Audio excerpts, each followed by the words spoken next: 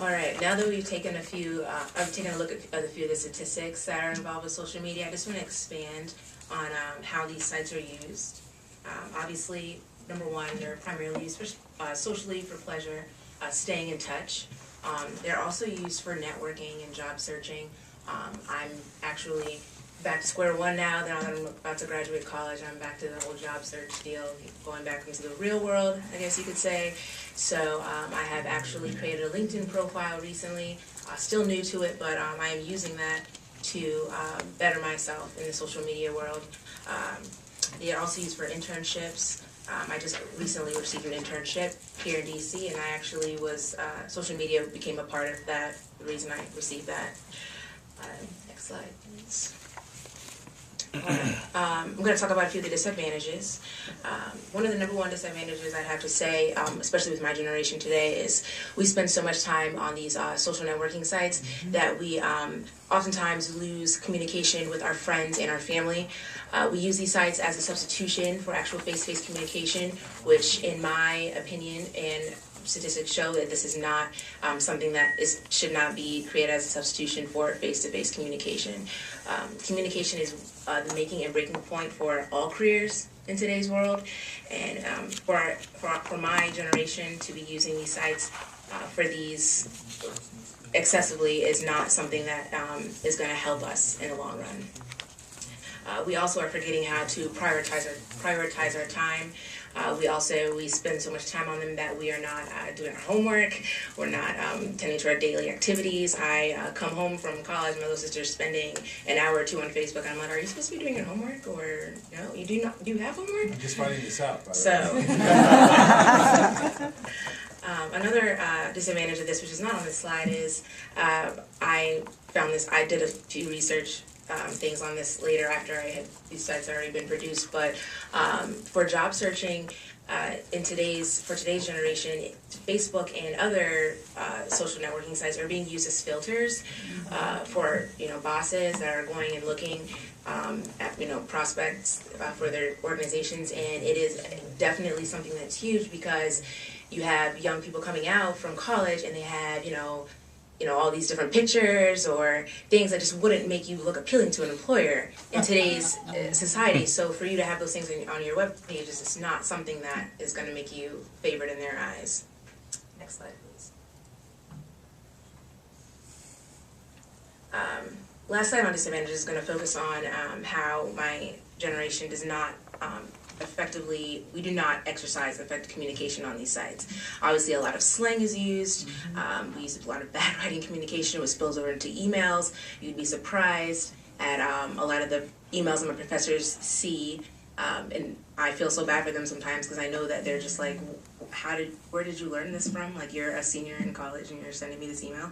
But it is definitely spilled over, and our slang is spilled over from the social networking into our academia. And so that's something that definitely needs to be worked on for our generation, the younger generation coming up. And it's something that I honestly need to work on because I am guilty of this as well. Slide. Could you come talk to my students? Absolutely. They wouldn't listen to me, but they might listen to you. We're going to go ahead and talk about a few of the advantages of these sites. I don't want you to think that these are all bad. I would have to say that there are a lot of educational positive things that come out for the educational aspects. As a matter of fact, resume building is something that I have been able to use greatly. My college has a network called LU Network, and we're actually able to upload our resumes onto the site. And we're able to get professional help from the Career Center, from any of our professors. We can walk into the Career Center and actually have them look up our network and our personal site on our network, and it's considered our own web page on our school, for our school. Another advantage is we're able to maintain these blogs. I actually have a blog with my job back at school. It's called Waterstone. We have our own group. It's a private group. We're able to trade shifts on there. We're able to communicate with our bosses. We're able to just pretty much stay in touch with each other, letting each other know what we're up to, and if we're able to help each other out in any sort of way. So this definitely is something in regards to Facebook, as a tool that is definitely being used, I feel like, to better our communication as well as just a benefit for, you know, our younger generation. Next slide, please. All right, this slide focuses on the most important advantages, I would like to say. Because our generation, my generation, is on the sites the most, we are in tune with the latest technology. So this would result in us knowing the most recent trends in social media as far as Twitter. I'm actually late in getting involved in Twitter, so my dad actually had a Twitter account before me, which I was really surprised about.